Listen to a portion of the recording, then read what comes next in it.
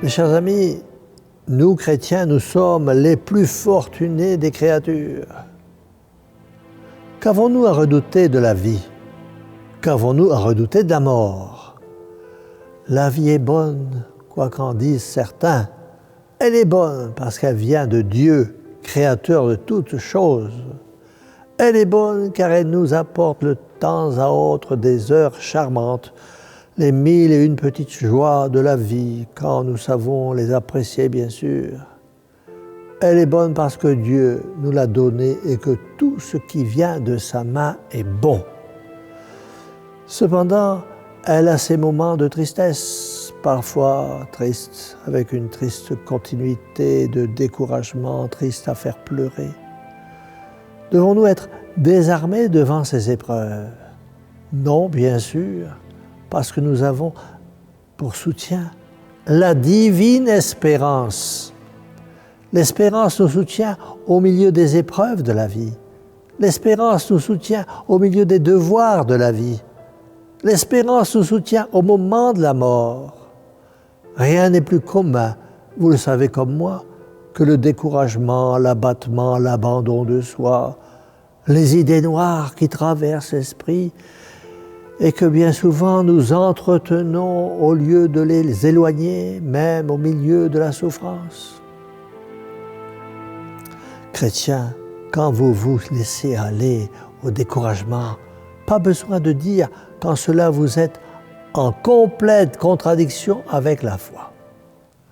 On comprend que des personnes qui ne croient pas en Dieu, qui ne croient pas en notre Sauveur, qui ne croient pas en l'Église, pour qui les divines paroles de l'Évangile ne correspondent à aucune réalité, quand elles sont accablées par la maladie, affolées par les longues souffrances, jetées dans la détresse, par la perte de leurs biens, aigries par la trahison des hommes ou de la fortune, on comprend que de telles personnes s'affligent outre mesure, s'assombrissent, protestent contre le destin, enfin, perdent tout courage, tout espoir, s'abandonnent à la drogue, à l'alcool, à tous les vices de la sensualité, vivant des heures et des nuits sur Internet.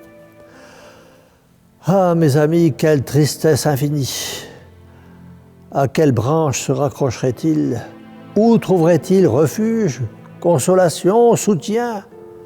Ils n'ont autour d'eux et devant eux que cette immense absence, que ce vide désolé et tragique que l'on appelle le néant. Du même coup, on s'explique très bien le nombre croissant des suicides.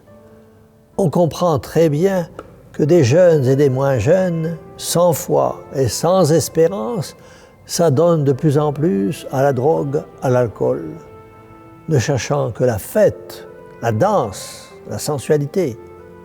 Ils sont pour la plupart, et nous pouvons les plaindre, les infortunés, victimes d'une éducation athée, et de cette déchristianisation dont les auteurs seront responsables devant Dieu de ces étranges et funestes désordres.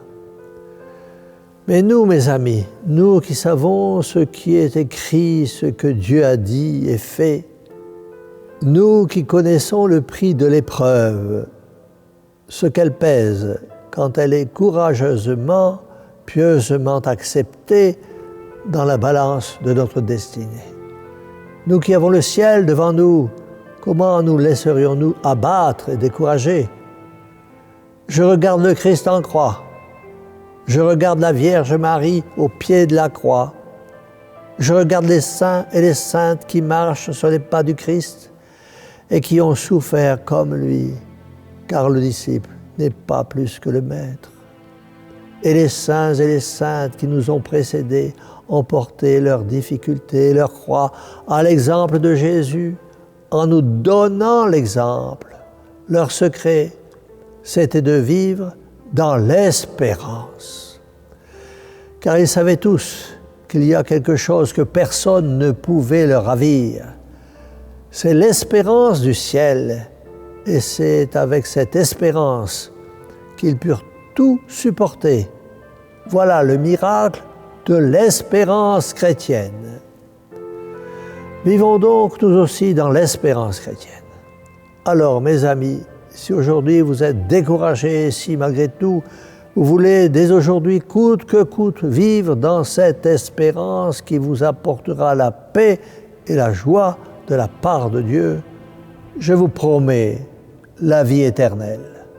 Alors, tous ensemble, pleins d'espérance, redisons, cœur douloureux et immaculé de Marie, sauvez-nous, sauvez-les. Et que la bénédiction du Dieu Tout-Puissant, du Père, Fils et Saint-Esprit descende sur vous tous et demeure à jamais. Ainsi soit-il.